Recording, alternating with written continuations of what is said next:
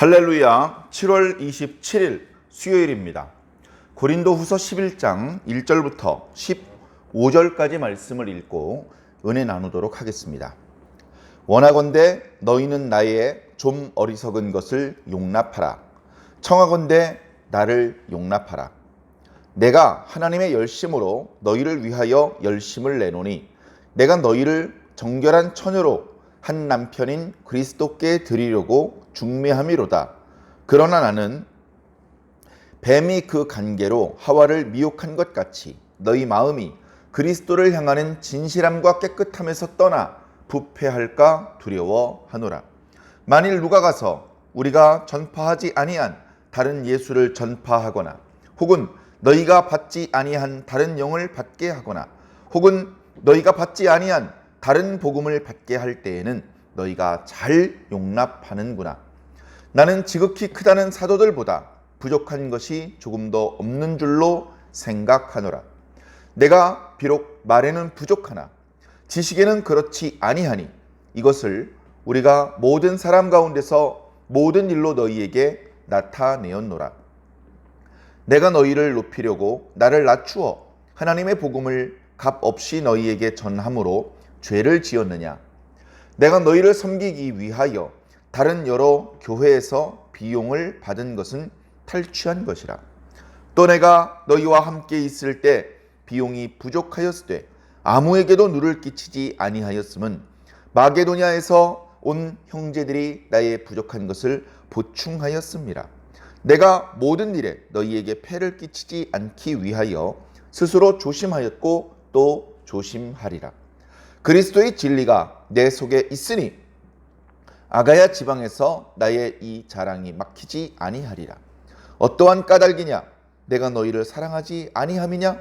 하나님이 아시느니라. 나는 내가 해온 그대로 앞으로도 하리니 기회를 찾는 자들이 그 자랑하는 일로 우리와 같이 인정받으려는 그 기회를 끊으려 함이라. 그런 사람들은 거짓 사도요 속이는 일꾼이니 자기를 그리스도의 사도로 가장하는 자들이니라. 이것은 이상한 일이 아니니라. 사탄도 자기를 광명의 천사로 가장하나니 그러므로 사탄의 일꾼들도 자기를 의의 일꾼으로 가장하는 것이 또한 대단한 일이 아니니라. 그들의 마지막은 그 행위대로 되리라. 아멘. 예, 감사합니다. 계속해서 10장 말씀에 이어지는 11장 말씀도 같은 톤으로 말씀이 이어지고 있습니다. 사도 바울을 대적하는 그 대적자들을 책망하고 그들의 잘못을 지적하고 그들이 계속해서 돌이키지 않았을 경우에 당하게 될 하나님의 진노에 대해서 경고하고 있습니다. 그리고 그와 마찬가지로 그 대적자들의 말을 분별하지 못하고 그들과 함께 준동하며 참된 사도를 분별하지 못하며 함께 비난하고 대적하는 성도들도 마찬가지라는 것을 역시 말씀해주고 있죠. 그러면서 그 대적자들의 말과 달리 고린도 교회 성도들이 정확하게 분별해내지 못하는 것과 달리 사도 바울은 참된 사도다. 사도 바울이 자신이 참된 사도라는 것을 여러 가지 정황을 들어서 설명하고 있습니다. 지금 우려스러운 것은 바울이 참된 사도 맞아? 참된 사도였다가 왔다 갔다 하나 봐. 이게 걱정스러운 게 아니고 바울은 참된 사도이고 그리고 사역을 수십 년간 이어오면서 한 번도 흔들림 없이 그 정체성에 대하여서 요동친 적이 없이 한결같은 충성스러운 주의 일꾼이요 사도로 일을 했고 우려스러운 것은 고린도 교회 성도들이다. 너희들이야말로 사람을 평가할 때 외모로 평가하고 영적인 것으로 분별해낼 만한 능력이 부족해서 저 불의한 자들이 하는 말을 그저 용납하고 있다. 그런 부분을 간접적으로 때로는 직접적으로 이야기하고 있습니다. 사도가 자신이 참된 사도라는 것을 여러 가지 근거를 들어서 설명하는 그 과정에서 사도 바울이 자신이 주님께 참된 사도라는 것을 주님께 직접 말씀을 받았고 주님 앞에 충성스럽게 일을 했고 이런 것들을 이야기를 하는데요. 그것이 마치 자화자찬하는 것처럼 들리고 자기 자랑하는 것처럼 들립니다. 그래서 사도 바울 스스로도 이야기를 했습니다. 내가 자랑해봤자 아무 이득이 없다는 것을 안다. 그럼에도 불구하고 내가 너희들에게 자랑한다. 사도 바울이 그 어떤 교회 성도들에게도 이렇게 자랑하진 않았거든요. 고린도 교회 성도들을 사랑하고 그들이 자신에 대해서 오해하지 않고 자신을 믿어주기를, 그리고 자신이 그들과 함께 있는 동안에 가르쳐 주었던 말씀들이 참된 복음이라는 것을 의심 없이 받아들이게 하기 위해서 이렇게까지 하고 있는 것이죠. 그래서 어떤 부분은 이런 말씀들, 이렇게 고린도 전후서에 사도 바울이 자기를 자랑하는 듯한 표현들, 특히 고린도후서 뒷부분에 10장, 11장, 12장에 나타나고 있는 이런 내용들은 바보 설교다. 바보 설교. 자랑해봤자 아무 소용이 없는, 유익이 없는 이제 그런 것들인데 어쩔 수 없이 이런 이야기들을 지금 하고 있는 것이죠. 그 내용들을 일부 살펴보도록 하겠습니다. 원하건대 너희는 나의 좀 어리석은 것을 용납하라. 청하건대 나를 용납하라. 왜 이런 말을 할까요? 용납하지 않으니까. 불의한 자, 말씀을 혼잡하게 하는 자, 사적으로 깨끗하지 못한 자, 다른 예수, 다른 성령, 다른 복음을 이야기하는 자들은 어쩌면 그렇게 잘 용납하고 그들은 의심하지 않고 그들이 하는 말 앞에서는 끄덕끄덕하면서 하필 사도 바울에 대해서는 어쩌면 그렇게 완벽을 요구하고 조금만 거스리는 것이 있으면 그것을 참아 넘기지 못하고 지적하고 그 비본질적인 것 때문에 본질적인 것까지 의심을 하느냐. 그래, 나도 인간이다. 나도 부족한 부분이 있다. 그런 부분을 좀 너희들이 용납해 주어라. 너희들이 부족함이 많냐? 내가 부족함이 많냐? 부족함의 그 크고 작음으로 따진다면 고린도 교회 성도들의 부족함이 훨씬 크죠. 그죠? 사도 바울은 그거 따지지 않았잖아요. 그거 지적하지 않았잖아요. 다 알고 있으면서 다 덮어줬잖아요. 그런데 왜 너희들은 나를 덮어주지 못하고 이해하지 못하느냐. 답답하니까 이렇게까지 이야기를 하고 있습니다. 2절에 내가 열심으로, 하나님의 열심으로 너희들을 위하여 열심을 내는데 내가 하는 것은 뭐냐? 중매쟁이다. 중매쟁이. 너희들과 예수 그리스도를 엮어주는, 맺어주는 일을 하는 중매쟁이다. 그러면 그리스도가 잘생겼는지, 그리스도가 바람 피우진 않은 이런 거 걱정할 필요 있습니까? 그리스도에 대해서 우리가 그 품질을 의심하고 신랑으로서의 자격을 의심할 필요가 있습니까? 전혀 없죠. 문제는 뭡니까? 신부인 교회의 성도들이 과연 하나님 앞에 깨끗하냐 이거죠. 사람과 사람이 결혼을 해도 그 깨끗함과 정결함을 중요하게 생각합니다. 그래서 남자는 검은색도 입을 수 있고 파란색도 입을 수 있고, 그러나 결혼식장에서 신부는 항상 하얀색 옷을 입지 않습니까? 그 깨끗함, 그 순결함을 상징적으로 보여주기 위해서 그렇게 하지 않습니까? 그 깨끗한 예복 이상으로 깨끗하고 정결함이 그 내면에 있어야 하지 않겠습니까? 에덴 동산에서도 하나님께서 아담과 하와를 만드시고 그들을 사랑하셨습니다. 가끔 하나님께서 아담과 하와를 만나러 에덴 동산에 오셨죠. 하나님께서 오셨다는 것을 아담이 느낄 수 있었습니다. 하던 일을 멈추고 하나님 계신 곳으로 달려가서 하나님을 만나 뵙곤 했었죠. 하나님께서 에덴 동산에 뭐하러 오셨겠습니까? 사자 보러 오셨겠습니까? 사과나무 보러 오셨겠습니까? 아담과 하와 보러 온 거예요. 왜 아담과 하와를 보러 왔겠습니까? 사랑하기 때문에 그렇게 한 겁니다. 하나님께서 에덴 동산에 오신 것이 잘못하신 일입니까? 아니잖아요. 잘못이 있다면 아담과 하와의 잘못이 있죠. 하나님의 기대를 저버리고 하나님께서 금지하신 나무의 열매를 먹고 하나님께서 오셨을 때 그 품에 달려가 안겨야 될 텐데 웬일인지 바위 뒤에 숨어서 나오지를 않습니다. 아무리 불러도. 너희들이 그런 입장이 될까 두렵다. 너희들이 그리스도 앞에 순결한 신부로 잘 단장해서 그리스도께서 오실 때에 그 품에 안겨야 되는데 너희들이 그만 영적인 순결을 잃어버리고 그리스도께서 오셨을 때 숨어버리고 아무리 불러도 나타나지 않는 그런 입장이 될까 두렵다라고 지금 사도 바울은 이야기하고 있습니다. 고린도 교회 성도들이 뭐가 꿀려서 숨어서 나오지 않겠습니까? 영적인 정결함을 잊어버렸기 때문에 그렇습니다. 영적인 정결함은 4절에 있는 것처럼 다른 예수, 다른 영, 다른 복음 때문입니다. 그런데 어찌된 일인지 고린도 교회 성도들이 다른 예수, 다른 영, 다른 복음은 잘 용납합니다. 용납해야 하는 것은 용납하지 못하고 절대 용납해서는 안 되는 것은 쉽게 용납해 버린다면 어찌 그리스도의 신부로서의 순결함을 지킬 수 있겠습니까? 오늘 우리들의 모습은 어떠한지 살펴보아야 할 것입니다.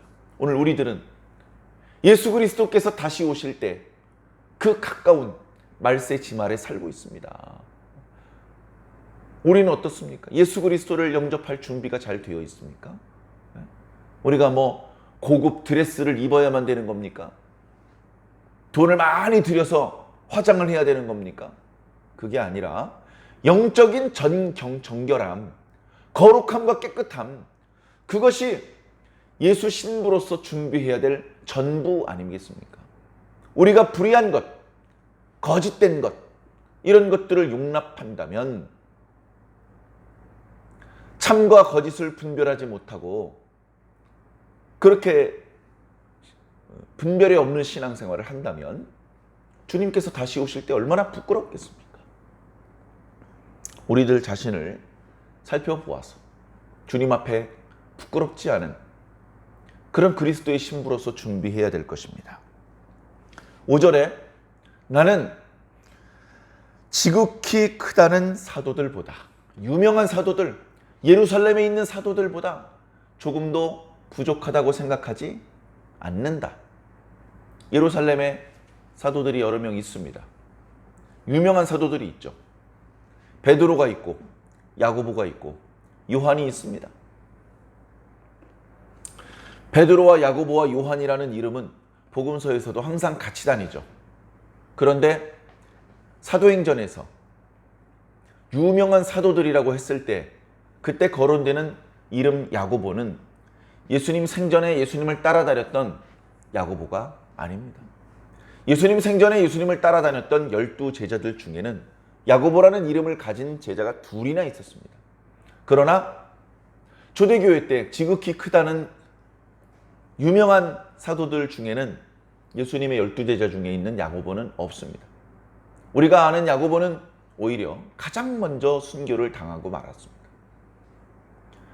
사도행전에 나타나는 그리고 야고보서를 기록한 그 야고보는 예수님의 동생이었습니다. 12제자에 포함된 것은 아니었지만 나중에 그는 가장 큰 사도로서 아주 중요한 역할을 감당했습니다.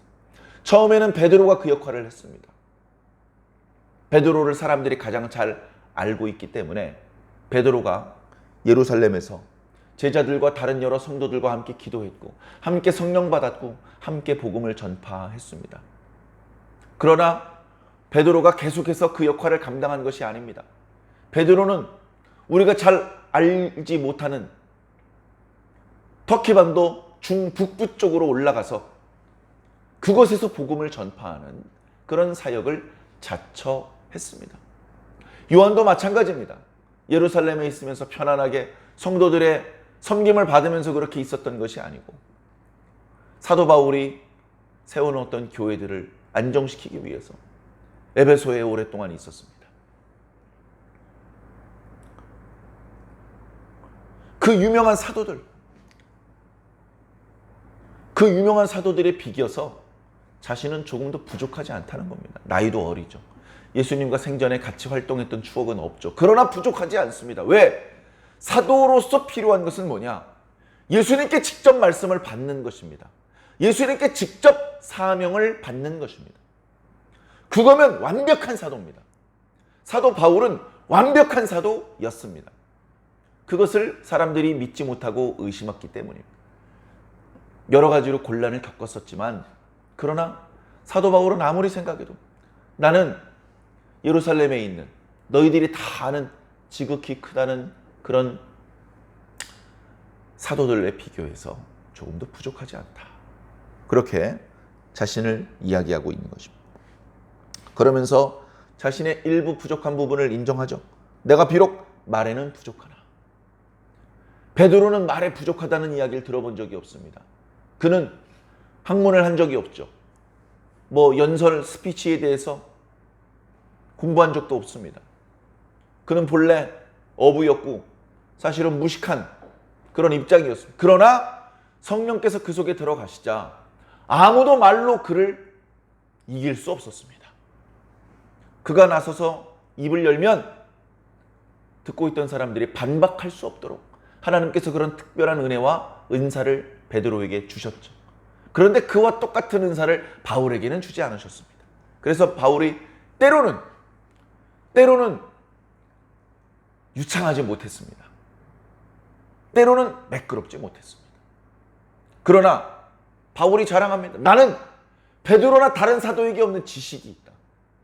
세상 학문에 대해서도 정통하고 이 복음에 대해서도 그 누구보다 분명한 지식의 정립이 있다.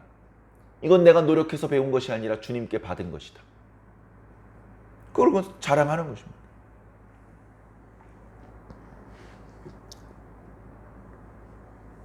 내가 비록 말에는 부족하나 지식에는 그렇지 않으니 이것을 우리가 모든 사람 가운데서 모든 일로 너희들에게 나타나. 내가 너희와 함께 있는 동안에 이미 다 보여주지 않았느냐. 네? 학자들의 조사에 따르면 사도 바울이 고린도에서 1년 반 정도 있었다고 합니다. 꽤 오랜 기간이 있었죠. 그 기간 동안에 어찌 보면 사도 바울이 알고 있는 예수 복음을 거의 남김없이 다 전수해 주었습니다. 다른 사람도 아니고 사도 바울을 통해서 말씀을 배우고 기도 훈련, 전도 훈련, 봉사 훈련을 받았다면 짧은 기간 내에 그들은 영적으로 부쩍 성장했을 것입니다. 그래, 바울과 함께 있는 동안에는 건강하게 성장했었는데 바울이 자리를 비우고 교회에 불의한 자들이 왕래하면서 문제들이 발생하기 시작했던 것이죠. 사도 바울은 이야기를 합니다. 내가 너희를 높이려고 나를 낮추었다. 사도 바울과 고린도 교회 성도들을 어떤 높낮이의 조정 없이 그냥 가까이 가서 키를 대보면 영적으로 이게 맞지가 않습니다. 말도 안 통하고. 그래 어떻게 합니까? 사도 바울이 자기를 낮추었어요. 왜 그렇죠? 예수님도 그 방법을 쓰셨잖아요. 예수님께서 당신이 그대로 우리에게 오시면 우리와 소통이 불가능합니다. 너무 높으신 분이니까. 그 예수님께서 낮아지신 거예요. 자기를 비우신 겁니다. 종의 형체를 입으신 거예요. 그래야 우리와 맞으니까. 그래야 우리와 소통할 수 있으니까. 사도 바울이 같은 방법으로 고린도의 성도들에게 다가간 것입니다. 그래서 자신은 낮추고 그들을 높였습니다. 주님께서 자신에게 주었던 생명의 복음을 아무 값 없이 그들에게 주었습니다. 값을 안 주긴 왜 안 줬어요? 우리가 월급 줬잖아요. 월급. 목사님, 우리 교회에서 월급 드리고 있잖아요. 그 월급을 목사에게 지급하면 값을 다 치른 거라고 생각하시는 것은 설마 아니겠죠? 그게 그렇게 월급으로 다 값을 치를 수 있는 정도의 가치밖에 안 되는 거였습니까? 사도 바울이 그들에게 전해준 복음의 가치는 돈으로 계산할 수 없는 생명입니다. 생명. 생명을 그냥 준 거예요. 그러나 그 값어치를 깨닫지 못하는 사람들은 고마운 줄도 모르고 사도 바울에게 이렇게 생활비도 제대로 주지 않았던 것 같아요. 그런 정도도 분별이 없는 것 같아요. 사도 바울이 그들에게 생활비를 요구하지 않았어요. 너무나 생활비가 부족했다고 그랬어요. 그 생활비가 부족했는데 북쪽 마케도냐 지방에 있던 성도들, 우리가 잘 아는 데살로니가, 빌립보, 베레아 지방에 있었던 성도들이 선생님께서 고린도에 있다는 소식을 듣고 방문을 해서 활동 경비를 보태드렸습니다. 고린도 지역에서 활동하고 있는데 고린도 교회 성도들이 보태준 것이 아니고 저 멀리 마케도냐 지방에 있던 성도들이 와서 보태주었어요. 그런 이야기를 들으면 좀 부끄러운 줄 알아야 됩니다. 부끄러운 줄 알아야 돼요. 제가 완주 지역에서 이렇게 활동을 하고 있는데 제 생활비를 전주 지역에 있는 성도들이 공급해주고 있다 그러면 완주 지역에 있는 성도들은 부끄러운 줄 알아야 돼요. 그 마땅히 우리가 해야 될 일인데 참 우리가 우리의 본분을 지키지 못하였도다, 부끄럽도다, 그런 것을 느낄 수 있어야 되는데 고린도 교회 성도들이 그마저도 느끼지 못했던 것 같습니다. 그래 사도 바울이 마케도냐 성도들이 공급해 주는 것으로 일을 하고 그마저도 부족하면 스스로 일을 했습니다. 스스로 천막 만드는 일을 해서 자기 생활비와 활동 경비를 조달을 했습니다. 순회 선교자들은요, 생활비를 버는 방법이 여러 가지가 있죠. 첫 번째는 뭡니까? 자신을 파송한 교회로부터 공급을 받는 것입니다. 두 번째는 자신이 보냄받은 지역의 그 성도들에게 말씀을 가르쳐주고 그 성도들에게 섬김을 받는 것입니다. 세 번째는 이쪽에서도 저쪽에서도 공급을 받지 못하고 자기 스스로 일을 해서 생활비를 버는 것입니다. 그중 이 세 번째 방법은 아주 무능력한 그런 순회 설교자이기 때문에 그렇게 스스로 생활비를 버는 것이다, 그런 인식이 있었던 시대입니다. 사도 바울이 그걸 뻔히 알고 있었지만 개의치 않고 스스로 일을 했습니다. 스스로 일을 했습니다. 여러분들을 위해서 기도하는 목사님이, 여러분들에게 말씀을 선포하기 위해서 늘 고민하는 그 목사님이 생활비를 벌기 위해서 투잡을 뛴다고 하면 얼마나 부끄러운 일입니까? 부끄러운 줄 알아야 돼요. 부끄러운 줄. 사람은요, 고마운 줄 알아야 되고 미안한 줄 알아야 되고 부끄러운 줄 알아야 됩니다. 그걸 못하면 어찌 사람이라 할 수 있겠습니까?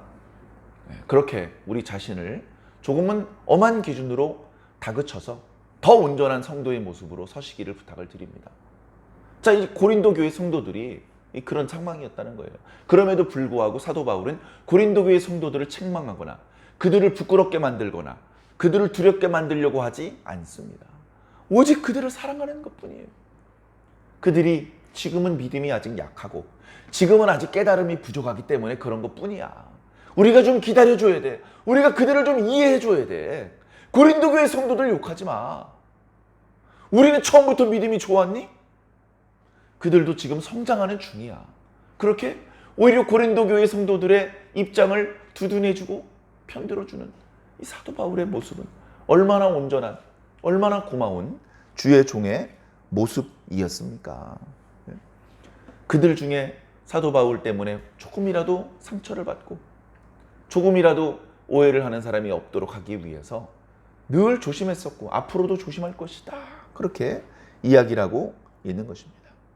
그것은 모두 그들을 진심으로 사랑했기 때문에 그런 것입니다. 하나님께서 하시느니라 11절에 그렇게 호소하고 있죠. 뒤에 보면 그들에게 여러 가지 문제를 야기시켰던 불의한 자들, 여기 말씀해 보면 지난 시간 말씀에는 자기를 칭찬하는 자들이라고 표현을 했었는데 오늘 우리가 읽은 말씀에 보면 기회를 찾는 자들이라고 12절에 표현하고 있습니다.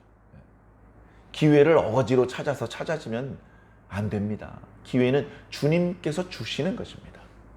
주님께서 기회를 주실 때 준비된 자는 그 기회를 살려서 주님께 영광을 돌리고 좋은 열매를 많이 맺을 수 있을 것입니다. 그래서 악한 자들이 기회를 찾고 사도 바울이 수고한 것을 가지고 자신의 자랑을 삼으려고 하는 그 기회를 끊으려고 한다라고 말씀하셨습니다.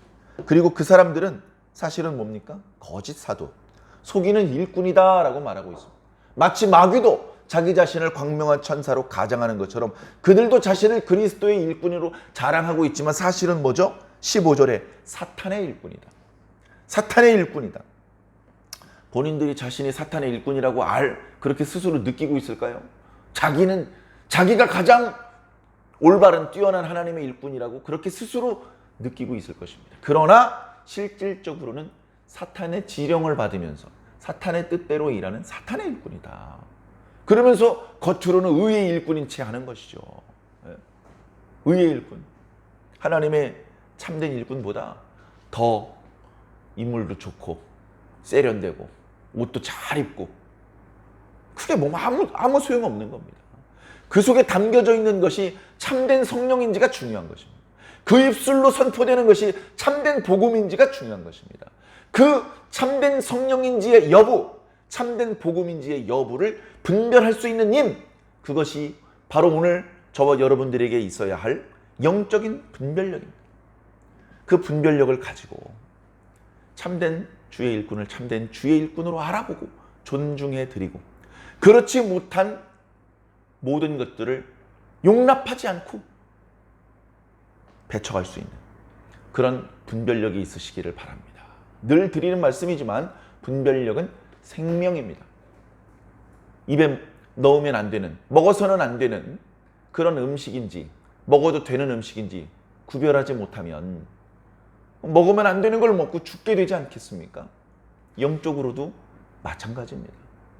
오늘도 겸손히 주님 앞에 엎드려 기도하시고 주님께 오늘 우리들에게 필요한 그런 영적인 분별력을 주실 것을 간구하시기를 부탁을 드립니다. 어제 받았어도 오늘 또 받아야 됩니다. 그리고 그 분별력으로 이 악한 세상을 바라보면서도 지혜롭게 분별하고 모든 일을 영적으로 잘 해석하며 이해하고 복음을 대할 때에도 기도할 때 주님을 대할 때에도 모든 것들을 정확하게 올바르게 분별할 수 있다면 좀 더 주님을 기쁘시게 할 수 있고 주의 마음을 시원하게 해드릴 수 있고 좋은 열매를 많이 맺을 수 있을 것입니다. 오늘 하루도 그런 의미 있고 보람 있는 하루로 보내게 되시기를 주의 이름으로 간절히 축원합니다. 아멘.